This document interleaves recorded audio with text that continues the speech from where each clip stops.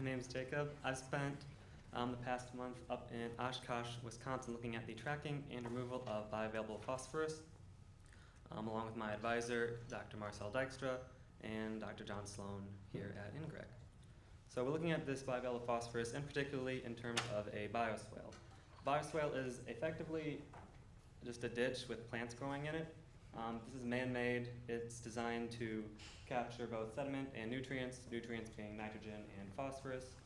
It's designed to capture water and trap these from the water before passing it back on to the greater environment. You can kind of see in the crudely drawn illustration at the bottom, overflow and tile both lead into our bioswale, and it leads to an exit drain. It's known that phosphorus goes in through both these sources and phosphorus leaves through the exit. And it's pretty strongly encouraged and believed that less phosphorus comes out than goes in, which is the idea. But one thing we really want to look at is the bioavailability of this phosphorus, because historically, the measuring stick for if these systems are working or not is just total phosphorus. So looking at if total phosphorus is removed, then the algal bloom should go down as well. However, that's not exactly what we've seen.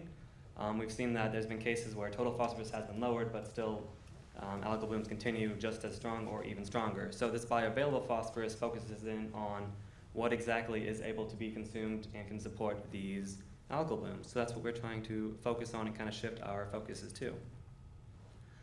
So where we're at, this map of Wisconsin with yellow dots, kind of about where we're at, kind of between Oshkosh, Green Bay, if that means anything. If not, the yellow dot. Inside the yellow rectangle is the bioswale we're looking at. About where the rocks are on this left side here is where the overflow and tile come in. Pictured, you can kind of see the first bay. To the right, outside the picture, there's a second bay, and off that second bay is the exit of the bioswale. And then from that exit on the just Google Maps map of the area, water kind of flows to the north and to the east from there into some of these creeks, for example, that we see. We're also been looking at the creek on the right. That is known as Plum Creek.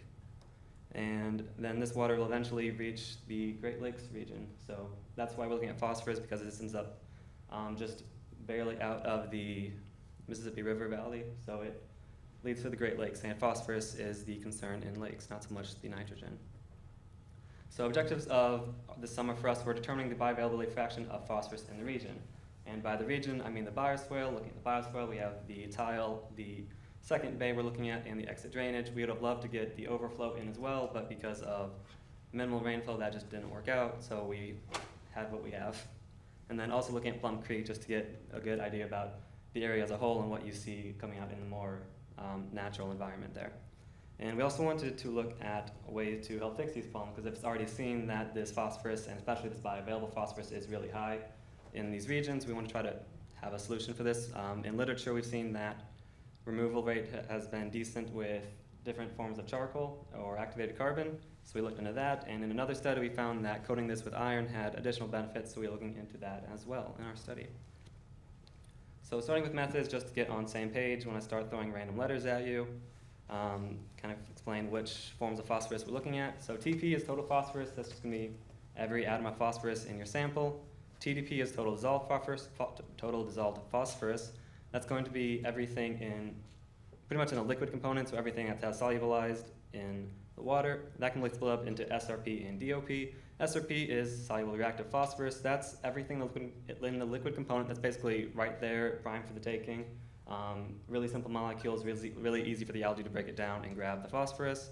Then there's this dissolved organic phosphorus, which is everything else in the liquid, just things that are more complicated, more tightly bound molecules. That's going to be a lot harder for algae to get to and chomp on. And then also in any solid matter, we have particulate phosphorus, which we look at as well. And then just finally, we have BioP, which is the bioavailable fraction of total phosphorus, or it can also potentially be bio-SRP, bio-DDP, et cetera, et cetera. So looking at our methods, before I could do anything, I had to hop into lab, quality assurance, quality control stuff to make sure I could actually do what I'm saying I'm doing. I passed, yay. So that was great, but then we went on to doing SRP and TDP and PP runs on our real sample. SRP is simple because it's the readily available stuff, so it's just an ascorbic acid analysis. Effectively what that means is we put our reagents into our samples, they turn blue. The darker the blue, the more phosphorus, which you can kind of see in the picture. The middle row, super dark blue, other rows not so much. So then TDP and PP have a similar process. They just have to go through the digestion first, which someone showed earlier. And again, that's just to break down the more complex molecules so we can get the proper look of what's actually there, including everything. And then just as an overview, I ran 600 real samples in 44 runs. That's not counting standards or QA/QC or whatever. So basically, I learned how to use a spectrometer decently well. Methods continuing, just looking at, this is how we determine bioavailability of each fraction. The soluble assay is great for the soluble components, so like TDP and SRP, and then the dual culture diffusion apparatus, or the DCDA, is what we used for the solid components for the particulate phosphorus. Soluble assay is done over a period of 7 days typically. You put in your water, you add algae that has been starved, so it's really hungry for phosphorus. So when you put it in, you take samples every day or two, and you can see it kind of just draws right down. We'll see that in a moment too. And then DCDAs are fairly similar, but they are a slower process. They usually go over 3 weeks usually, so 21 days. And you have to kind of replace the algae as you go, just make sure that it stays hungry and keeps pulling it off of this solid particulate matter. And then final thing for methods is looking at our media. As I mentioned earlier, it was seen that iron coating had been really effective, so we want to do that. It's just effectively a process of using this iron solution and letting it sit and grab onto the media. And then actually testing the media uptake, we just had 25 grams in 3 liters for 72 hours, and we measured phosphorus before and after this process. So looking at some results here, this is from the SRP, looking at the top. That's from the exit bay, just to put that one up top because it's kind of the prettiest looking one. It starts, TDP and SRP both start really high at about 500, 400. Within 1 day, they're both down to effectively the minimum, so the algae went straight for it, was not any slower there. And again, it stayed pretty much the same. There was a small bump at day 4, and I believe that's because some of the algae died, so it solubilized, and then it got caught up again, so that's why it goes back down to where it was. But the main takeaway from this graph is that comparing at the end to the beginning is how much was bioavailable. So for example, for the TDP, if there's about 100 left at the end, there's about 500 at the beginning, so about 80% of it was available and got ate up by the algae. And then similar things for the tile flow, exit flow, and Plum Creek. There are a couple of them are outliers because there was a problem with one of reagents, but overall it's the same picture. Within a day or maybe 2, they all got drew down to about where their bioavailable limits were. So now this is just looking at the DCDAs. So again, the similar thing, looking at the phosphorus and the solid components now. This one's actually kind of flipped compared to the last one. So it's graphs uptake. So as the line goes further up, that is what's being consumed by algae. So everything in the green arrow kind of is what's not available, so it's not a concern. Everything in the red arrow is what is available and the concerning part. And again, exit bay, Plum Creek on the bottom look pretty similar. Tile flow, we had very, very little particulate matter in the tile flow. So we pretty much from this point forward assuming that it's 0 just to be sure that we're lowballing it basically, no matter what it actually is. And then this is kind of the culmination of all of that, all of what we got. So main takeaway here is just going to be the Bioswales exit flow and how high and how bioavailable it is. I put the overall percentages in the bottom right.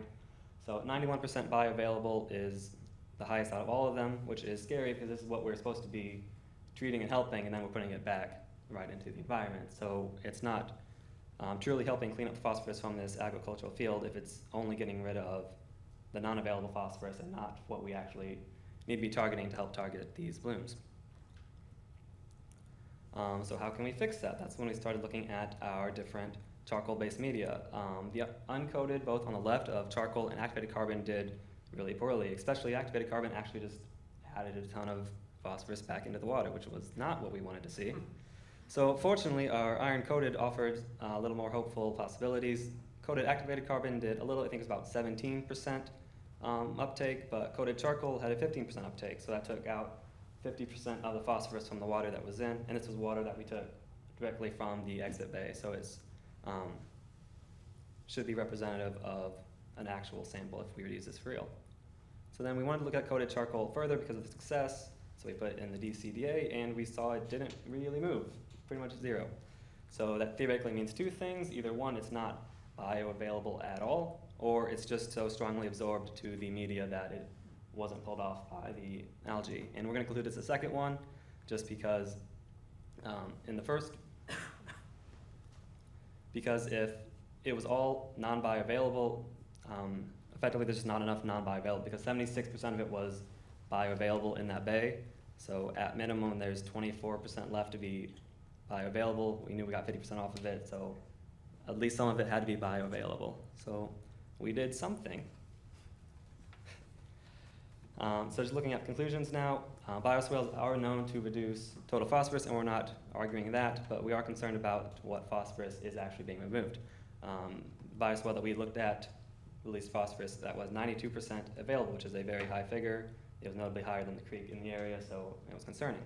So to help potentially fix that, we looked at substances such as iron-coated charcoal, which showed a promising 50% uptake of phosphorus. It did not release phosphorus to algae, which is promising on one hand because it's not going to grab it for a minute, then just let it back into the water and not actually help anything. And we hope that further looking into this, further study can help to eventually improve our bioswale system to better target our phosphorus concerns. So I should have a couple minutes for any questions.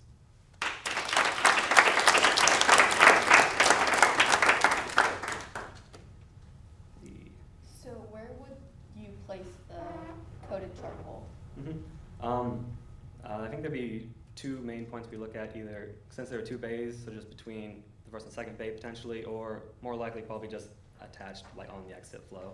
Because basically the way the bioswale is set up is there's a really like narrow point where water slowly flows to help spread it out. So that'd probably be the ideal target spot.